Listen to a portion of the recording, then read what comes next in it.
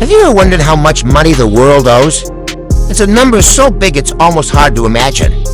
We're talking about global debt, and today we're going to break down what it is, who owes what, and why it matters to every single one of us. So what exactly is global debt? Simply put, it's the total amount of money borrowed by every entity in the world. This includes governments, corporations, and individuals like you and me. When a government needs to build a new highway, a company wants to expand its factory, or a family buys a house, they often borrow money. All of that borrowing, added up across the entire planet, equals global debt. Let's break it down into three main categories. First, there's government debt, also known as public or sovereign debt. This is what countries owe. Governments borrow for many reasons to fund public services like healthcare and education, to stimulate the economy during a downturn, or to finance large infrastructure projects. They usually borrow by issuing bonds, which are essentially IOUs that investors, other countries, or even their own citizens can buy. Then we have corporate debt. This is money borrowed by businesses, big and small. Companies borrow to invest in new technology, hire more employees, or manage their day-to-day operations. For a business, that can be a powerful tool for growth, allowing them to make investments they couldn't afford with their cash on hand. Finally, there's household debt. This is the category we're all most familiar with. It includes mortgages for our homes, car loans, student loans, and credit card balances. For many people, taking on debt is a necessary step to achieve major life goals, like getting an education or owning a home. When you add all three of these categories together from every country on Earth, you get the total global debt. As of recent estimates, this figure has soared past 300 trillion US dollars. That's trillion with a T. To put that into perspective, if you had 300 trillion $1 bills, you could cover the entire surface of the Earth multiple times over. It's a staggering amount. So who are the biggest players in this global debt game? On the government side, the United States holds the largest national debt in absolute terms, followed by countries like Japan and China. However, it's also important to look at debt as a percentage of a country's gross domestic product, or GDP.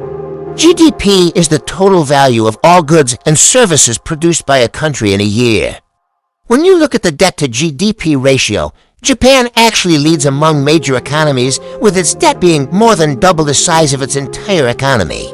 This ratio is a crucial metric. A high debt to GDP ratio can be a red flag, suggesting that a country might struggle to pay back its debts without sacrificing economic growth. It's like an individual whose credit card debt is growing much faster than their annual salary. At some point, making the minimum payments becomes a real challenge. Now you might be thinking, if everyone is borrowing, who's everyone lending to? It's a great question. Debt is a two-sided coin. For every borrower, there's a lender. Lenders can be banks, investment funds, insurance companies, other governments, or even individuals who buy government or corporate bonds.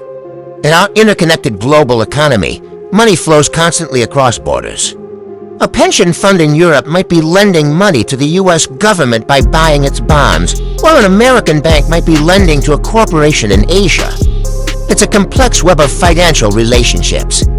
So, is all this debt a bad thing? Not necessarily. Debt, when used wisely, can be a major driver of economic growth. It allows governments to invest in the future, businesses to innovate and expand, and households to improve their quality of life. Think about it, without mortgages, far fewer people could own homes.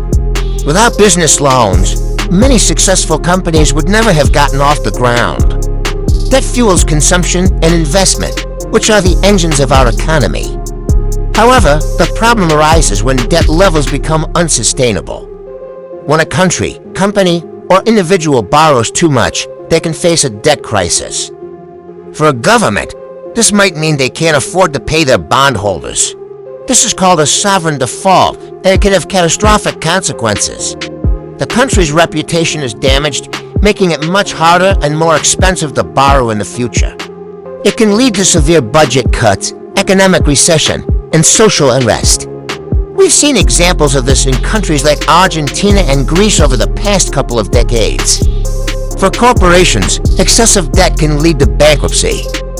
If a company can't generate enough profit to cover its interest payments, it can be forced to shut down, leading to job losses and economic disruption. For households, being overwhelmed by debt can lead to personal bankruptcy, foreclosure, and immense financial and emotional stress. The level of global debt is a hot topic for economists and policymakers. One major concern is the impact of rising interest rates. For years, interest rates were at historic lows, making it very cheap to borrow money. This encouraged governments, companies, and individuals to take on more debt. But as central banks around the world raised interest rates to fight inflation, the cost of servicing that debt goes up. Imagine your mortgage payment suddenly increasing by hundreds of dollars a month. Now scale that up to a country that owes trillions. The extra money needed for interest payments has to come from somewhere. This often means higher taxes, cuts to public spending, or both. It can squeeze government budgets, leaving less money for things like healthcare, infrastructure, and climate action. Another risk is financial instability. The global financial system is like an intricate house of cards. A default by a major country or a wave of corporate bankruptcies in one part of the world can trigger a chain reaction, creating a global financial crisis. We saw a version of this in 2008, when the collapse of the U.S. housing market, fueled by risky mortgage lending, sent shockwaves through the entire world economy.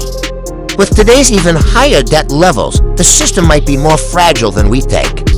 So what can be done about it? There's no easy solution. Managing global debt is a delicate balancing act. On one hand, governments need to be responsible and avoid excessive borrowing. This might involve fiscal discipline, such as raising taxes or cutting spending, to bring their budgets into balance.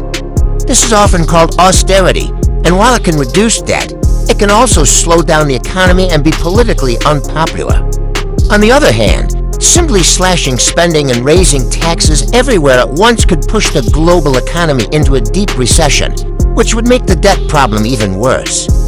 A growing economy is the best way for a country to manage its debt, as it increases the national income, or GDP, making the debt-to-GDP ratio smaller.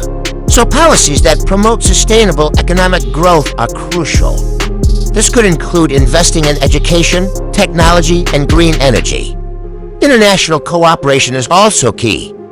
Organizations like the International Monetary Fund, or IMF, and the World Bank play a vital role in monitoring global debt and providing assistance to countries in crisis. They can offer loans with conditions attached, aimed at helping countries reform their economies and get their finances back on a sustainable path. There are also ongoing discussions about debt restructuring for the world's poorest nations, which are often the most burdened by their debt payments, preventing them from investing in their own development. For corporations and households, financial literacy and responsible lending practices are essential. Understanding the risks of borrowing and ensuring that loans are affordable can help prevent individuals and businesses from getting into trouble. So why does all of this matter to you? Well, the level of global debt affects your life in more ways than you might realize. Government decisions about debt can impact your taxes, the quality of public services you receive, and the interest rates you pay on your own loans. The financial health of corporations affects job security and the performance of your retirement savings if you reinvested in the stock market. A global debt crisis could trigger a recession, impacting everyone's financial well-being. In conclusion, global debt is a massive, complex, and incredibly important topic. It's the financial engine that powers much of our modern world, but it also carries significant risks. It's not inherently good or bad, but its management is one of the greatest challenges facing policymakers today. Understanding the basics of who owes what and why it matters is the first step toward being an informed global citizen. It's a conversation that affects our collective future, and it's one we all need to be a part of. Thank you for watching. If you found this video helpful, please give it a thumbs up, subscribe to our channel, and hit the notification bell so you don't miss our next deep dive into the world of finance. Let us know in the comments what topic you'd like us to explain next.